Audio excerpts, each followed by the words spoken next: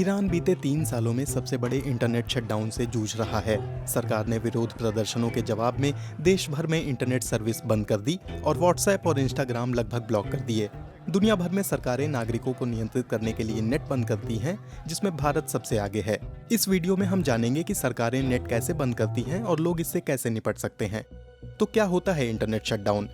EU के मुताबिक सरकारों द्वारा या उनकी ओर से सूचना के इस्तेमाल और ऑनलाइन संचार को रोकने के लिए और इसमें बाधा डालने के लिए उठाए गए सभी कदम इंटरनेट शटडाउन की श्रेणी में आते हैं। अब सिर्फ ऐसा नहीं होता कि सबका इंटरनेट पूरी तरह बंद कर दिया जाए। हमने पाया है कि अलग-अलग तरह से इंटरनेट शटडाउन हो रहा है। सरकारें नए तरीके इजाद कर रही हैं। इन नए तरीकों में बैंडविड्थ धीमी करना, इंटरनेट को 4G से 2G कर देना या कुछ खास ऐप्स और वेबसाइट्स को ब्लॉक कर देना शामिल है। एनजीओ एक्सेस नाउ ने पाया कि 2016 से 21 के बीच 74 देशों में 931 बार इंटरनेट शटडाउन किया गया और ये संख्या लगातार बढ़ रही है। 2021 में म्यांमार में 15 बार, सूडान और ईरान में 5-5 बार इंटरनेट शटडाउन रहा। हाल में यहाँ नेट बंद करने की दुनिया भर में आलोचना हुई, लेकिन भारत के सामने ये संख्या कुछ भी नहीं है।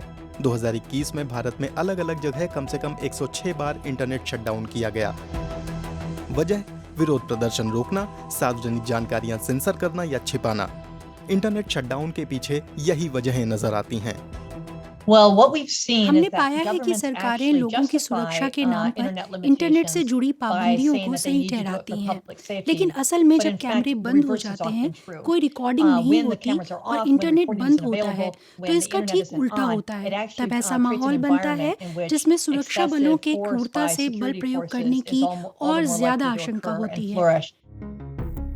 इस बल प्रयोग या जबरदस्ती की सूरत कैसी होती है, ये कश्मीर में दुनिया के अब तक के सबसे लंबे इंटरनेट शटडाउन से समझा जा सकता है।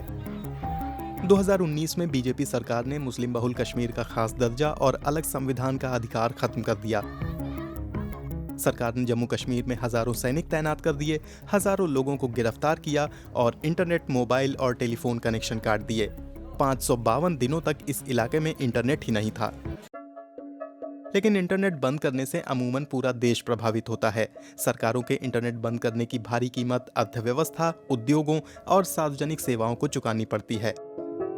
डिजिटल प्राइवेसी और रिसर्च ग्रुप टॉप 10 VPN की एक रिपोर्ट के मुताबिक 2020 में भारत को इंटरनेट शटडाउन की वजह से $3.25 अरब का नुकसान हुआ था। शायद यही वजह है जिसके चलते सरकारें इंटरनेट बंद करने के ऐलान से मुंह चुराती हैं। अगर कुछ हालात में सरकारों को लगता है कि राष्ट्रीय सुरक्षा और लोगों की सुरक्षा के लिए इंटरनेट बंद करना जरूरी है, तो उन्हें सार्वजनिक रूप से बताना चाहिए कि ऐसा क्यों किया जा रहा है और ये कब तक जारी रहेगा। लेकिन अगर इंटरनेट बंद कर दिया जाए तो हम क्या करें? एक्सेस नाउ ने इसके लिए कुछ टिप्स दिए हैं। समझने की कोशिश करें कि इंटरनेट कब बंद किया जा सकता है। VPN जैसे टूल इस्तेमाल करें जो आपको वेबसाइट या ऐप ब्लॉक होने से निपटने में मदद करते हैं। साथ ही जब आप और आपका समुदाय इंटरनेट शटडाउन झेल रहा हो, तो इन सुरक्षित टूल्स का इस्तेमाल करते हुए आपस में बात करें और इसकी सूचना दें।